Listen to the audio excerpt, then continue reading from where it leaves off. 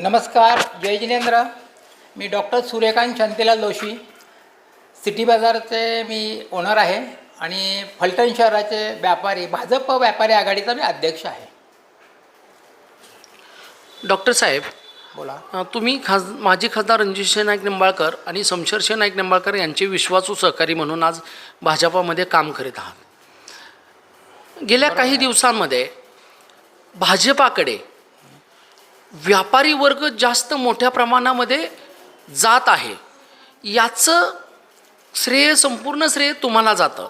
मात्र व्यापाऱ्यांनी काही अपेक्षा व्यक्त केल्या आहेत, याबाबत आपण काय सांगाल?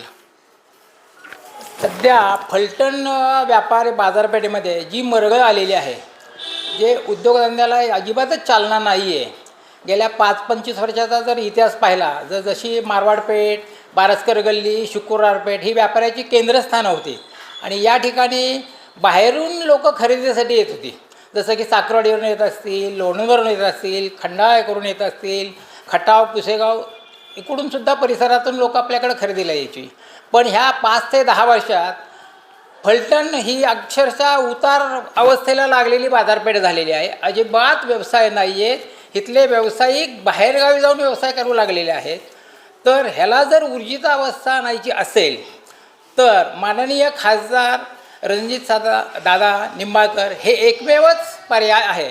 कारण केंद्रस्थानातून केंद्र सरकारकडून मोठ्या प्रमाणात निधी आणून ते फलटणचा विकास ते घडवू शकतात. आणि याचबरोबर जोडीला फलटणच्या राजकारणात महत्त्वाचा जर पाया जर असेल तर आपल्या नगराध्यक्षपदी माननीय शमशेरदादा नाईक निंबाळकर यांची निवड अगदी उचित आहे. आपण म्हणताय की शमशेरदादांची निवड अगदी उचित आहे.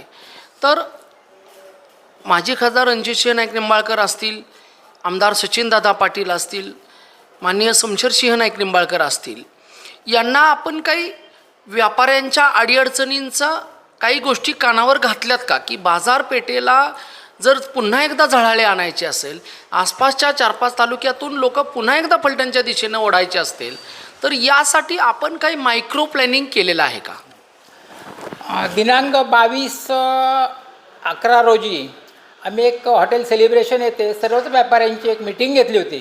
त्यामध्ये प्रामुख्याने जैन व्यापारी 450 जैन व्यापारी तिथं हजर होते आणि त्यामध्ये आम्ही एक माननीय रणजितदादा नाईक निंबाळकर आणि आमदार साहेब यांना सचिन पाटील यांना एक निवेदन दिलेलं आहे की व्यापाऱ्यांच्या अडचणी काय असू शकतात की जेणेकरून व्यापाऱ्यांचा इथं व्यवसाय वाढेल.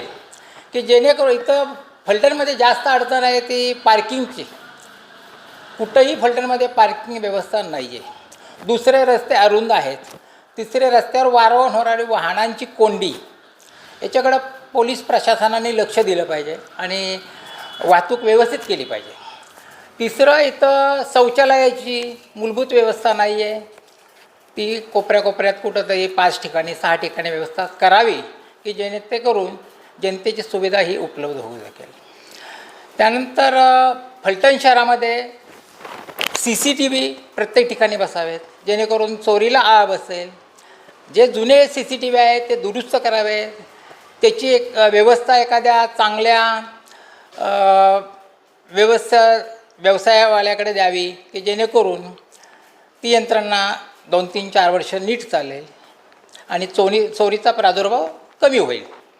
आपण अगदी महत्त्वाच्या प्रश्नाकडे लक्ष वेधलं की पार्किंगची समस्या फलटण शहरामध्ये खूप मोठ्या प्रमाणामध्ये भेडसावत आहे. आपण आत्ताच बोलला की शमशेरदादा नगराध्यक्षपदी विराजमान झालेच जमा आहेत.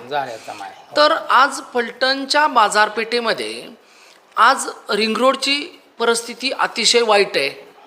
त्याचबरोबर क्रांतिसिंह नाना पाटील चौक ते महात्मा फुले चौक या दरम्यान अक्षरशः मोटरसायकल लावायला सुद्धा जागा नाही.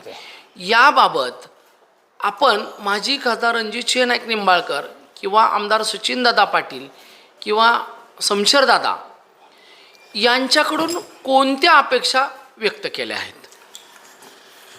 माननीय रणजितदादा नाईक निंबाळकर हे कोणत्याही पदावर नसताना सुद्धा केंद्र शासनाकडून मोठा निधी आणून फलटण तालुक्याचा जो विकास करतायत हे फार महत्त्वाचं काम आहे.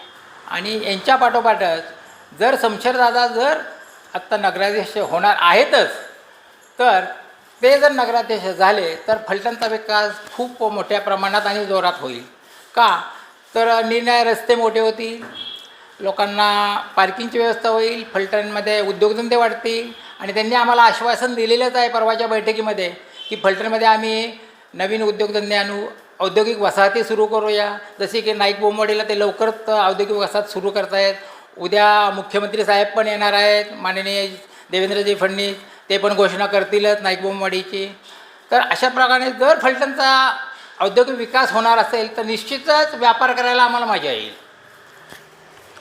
तेच तुम्हाला विचारलं की लोकांच्या खिशामध्ये 4 रुपये आले तरच तो त्यातले 2 रुपये खर्च बरोबर. करणार आहे. हो. मग तरुण आज जवळजवळ 33% तरुण बेरोजगार आहेत फलटण शहर आणि तालुक्यामधले. तर हे लोक अगदी किरकोळ पैशामध्ये लोक काम करत आहेत. आता साधारण अगदी कमीत कमी 25,000 रुपये पर हेड उत्पन्न झालं पाहिजे.